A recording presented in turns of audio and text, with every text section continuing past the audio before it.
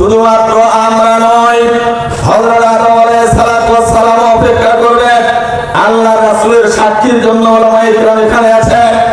হযরত মুসা আলাইহিস সালাম, ঈসা আলাইহিস সালাম, জাতির পিতা হযরত ইব্রাহিম আলাইহিস সালাম, সকল রাসূল এবং নবীগণ, আমার আপনার নেতা, বিশ্ব নেতা সাইয়্যিদুনা মুহাম্মদুর রাসূলুল্লাহ সাল্লাল্লাহু আলাইহি সাল্লাম যতক্ষণ পর্যন্ত সাক্ষী না দিবেন যে এরা তাদের উম্মতের কাছে দাওয়াত পৌঁছেছিল, ততক্ষণ পর্যন্ত কোন রাসূল এবং নবী আল্লাহর আদালত থেকে সরতে পারবে না।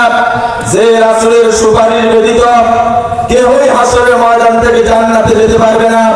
সেই রাসূলের শানে সংক্ষেপে আবারও দরুদ ও তাসলিম পেশ করে নেই। সকলে বলি সাল্লাল্লাহু আলাইহি ওয়াসাল্লাম। প্রিয় বন্ধুগণ, আজকের এই মাহফিলে এসে বসতে পেরে আপনারা বেজার না খুশি? অল্প না বেশি? আলোচনা কতক্ষণ চলবে? সারা রাত? সারা রাত চলবে না, কারণ আল্লাহ ঘুমাইতেও বলছে, কথা ঠিক কিনা?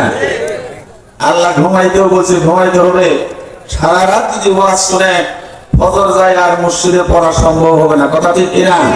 তবে আমি গুনাহগার, অল্প এলেম আমার, আমি আমার জবান থেকে আপনাদের উদ্দেশ্যে যতক্ষণ কথা বলবো আপনারা থাকতে রাজি আছেন তো ইনশাআল্লাহ? কেউ আবার ফাঁকি দিয়েন না, কারণ এইখান থেকে উঠে চলে যাবেন যারা, কিয়ামতের ময়দানে বিপদ হলে তাদেরকে কেউ করাবে না। আর বিপদ হওয়াটাই হইল স্বাভাবিক, এটা অস্বাভাবিকের কিছু নয়। প্রিয় বন্ধুগণ, আমি আপনাদের সামনে আলোচনা যা করবো তার প্রশ্ন আমি আগে দিয়ে দিই আপনাদেরকে, আপনারা চিন্তা ভাবনা করতে থাকেন। যেহেতু সিরাতুন নবী সাল্লাল্লাহু আলাইহি সাল্লাম মাহফিল, অতএব আমি আপনাদের সামনে আলোচনা করব আল্লাহ তাবারক ওয়া তাআলা দিনার নবী সাইয়্যিদুনা মুহাম্মদুর রাসূলুল্লাহ সাল্লাল্লাহু আলাইহি সাল্লামকে কি দিয়ে এই পৃথিবীতে পাঠিয়েছেন, কেন পাঠিয়েছেন, এই ব্যাপারে আমাদের করণীয় কি আছে। কয়টা প্রশ্ন গেল ভাই? মনে রাখতে হবে, কয়টা প্রশ্ন গেল? তিনটা। ভাই কথা বলবেন না, সাহিত্য করবেন না, মেহেরবানি করে শুনতে হবে। কথা কাজের প্রয়োজন হলে হাতের ইশারায় করবেন।